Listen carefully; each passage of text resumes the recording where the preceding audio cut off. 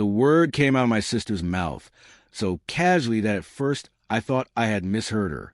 She stood there in my mother's living room, holding a glass of iced tea, her lips curling into a thin smile as she looked down at my daughter. My little girl was sitting on the carpet, quietly lining up her toy animals, not bothering anyone, not making a sound. Well, my sister said, letting out a small laugh, I guess she's basically homeless now, right? For a second, the room went silent. Not the peaceful kind of silence. The kind that makes your ears ring. My daughter looked up confused. She didn't fully understand the word, but she understood the tone. Children always do. Her small fingers tightened around a plastic horse, and she looked at me, searching my face for something. Safety, explanation, permission to be hurt. I felt something tear open inside my chest. I didn't say anything right away. I just stood there, holding my breath, because if I had spoken in that moment, I don't know what would have come out. This was my family, my own blood, and they were standing in front of my child, talking about her like she wasn't even in the room. It hadn't always been this way. There was a time when I believed family meant protection, when I thought blood came with responsibility, when I trusted that no matter what happened in life, my people would stand beside me, especially when things got hard. I was wrong. A year earlier, my life had fallen apart quietly without warning. No dramatic explosion. No single moment you could point to and say, that's when everything changed. It was more like erosion, one problem after another, wearing me down until there was nothing solid left. I lost my job first. The company downsized. They shook my hand, thanked me for my years, and sent me home with a cardboard box. I told myself it would be temporary. I had experience. I had references. I had pride. Then my marriage ended, not with screaming or cheating, just exhaustion. Two people too tired to keep pretending they were happy. My husband packed his things one evening while our daughter slept. He kissed her forehead, told her he loved her, and walked out the door. After that, everything felt unsteady. I worked odd jobs. I cut expenses. I tried to hold it together for my child. But when the lease ended and the rent went up, I couldn't make it work anymore. I asked for help. Not money, just time. Just a place to land while I figured things out. My mother said yes. At least she said yes at first. Moving back into your childhood home as an adult does something to you. It shrinks you, makes you feel like every decision you've ever made is being silently judged. I slept in my old bedroom, now filled with boxes and dust, while my daughter slept beside me on a small mattress on the floor. I told myself it was temporary. I told her it was an adventure. My family saw it differently. They saw failure. At dinners, conversations would stop when I walked into the room. Advice came wrapped in criticism. Questions felt like accusations. My sister loved to remind me how stable her life was, her house, her husband, her vacations. And my daughter noticed everything.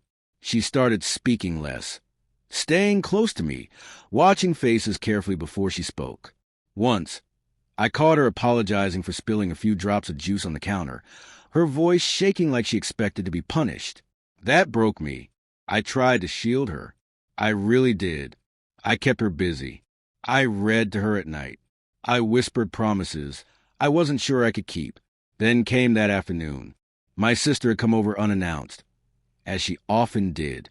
She walked through the house like she owned it, commenting on the clutter, the noise, the way things used to be better.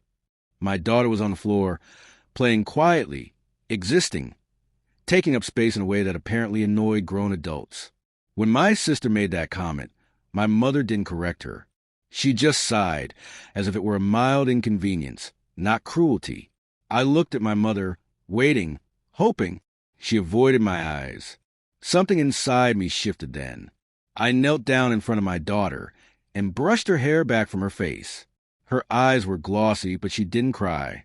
She was being brave, and that way only children learn when adults disappoint them too often. "Go wash your hands, sweetheart," I said softly. "I'll be there in a minute." She stood up and walked away without a word. As soon as she was out of sight, my sister shrugged. I mean, it's not an insult. It's just reality. That was when I finally spoke. You don't get to talk about my child like that, I said. My voice surprised even me, calm, steady, low. My sister rolled her eyes. Relax. She's fine. Kids are resilient.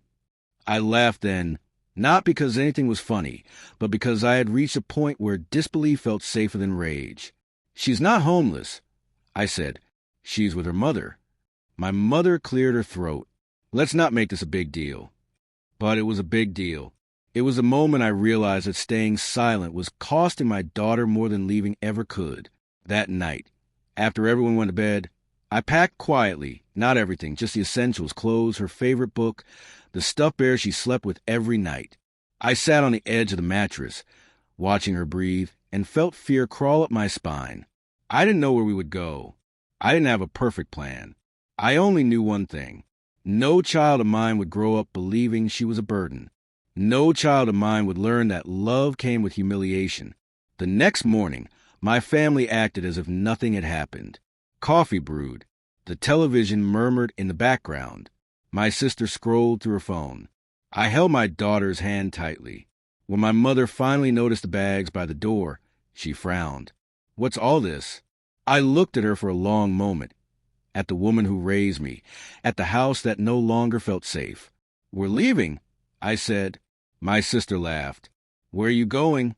I didn't answer right away, because the truth was, I wasn't sure, but I knew something else with absolute certainty. Calling my little girl homeless was the biggest mistake of their lives. We walked out with the morning still clinging to us. The air was cool, the kind that settles into your skin and makes everything feel sharper.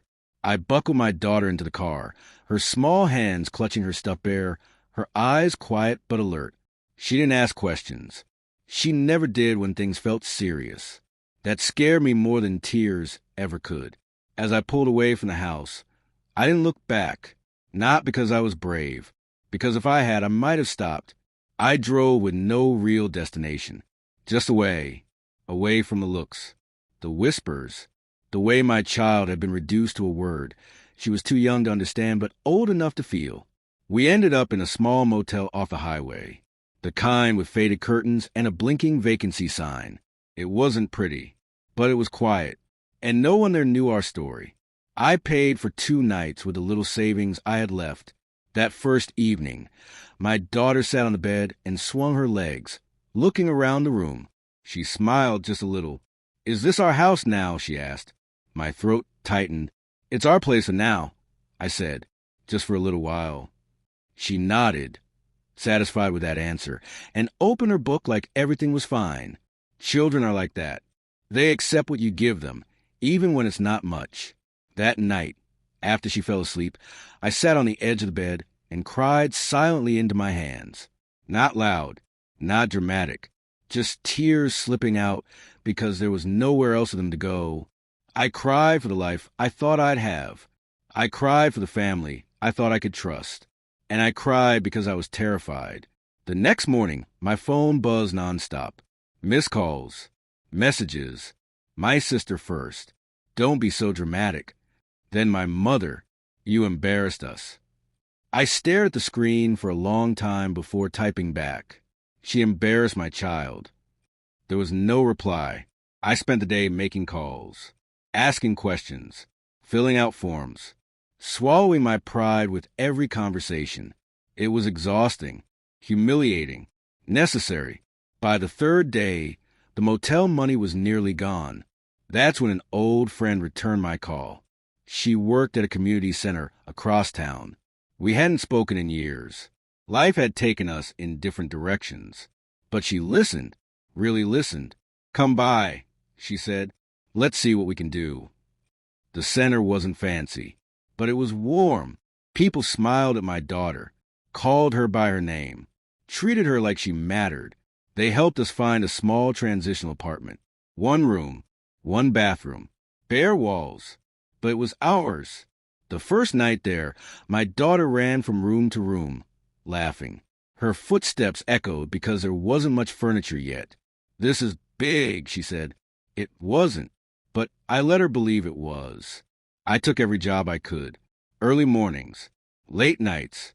I came home tired, my body aching, my mind constantly calculating numbers. But every night, I tucked her into bed in a place where no one looked down on her. My family stayed quiet for a while. Then the messages started again. My mother wanted to talk things out. My sister wanted me to stop overreacting. I didn't respond. Weeks passed, then months. Life didn't suddenly become easy, but it became honest. One afternoon, as I was walking my daughter home from school, she slipped her hand into mine and said, "Mom?" "Yes, sweetheart. I like our house." I smiled. "I do too." She kicked a small stone along the sidewalk. "No one is mean here." I stopped walking. I knelt down in front of her and looked into her eyes. "Did someone make you feel bad before?" She hesitated. Then she nodded. I thought I did something wrong. My heart cracked open. I pulled her into my arms and held her until she relaxed. "You never did anything wrong," I said. "Never." That night, I made a decision. I called my mother. She sounded relieved to hear my voice, as if time had erased everything. "We want to see you," she said. "We miss you." I took a breath. "There are rules now," I said, "about how you speak to my child." She sighed. "You're still holding on to that?" "Yes," I said, "I am." Silence. Then, "You're being difficult." "No," I said, "I'm being a mother." She didn't like that answer. We didn't visit. Months later, I ran into my sister at the grocery store.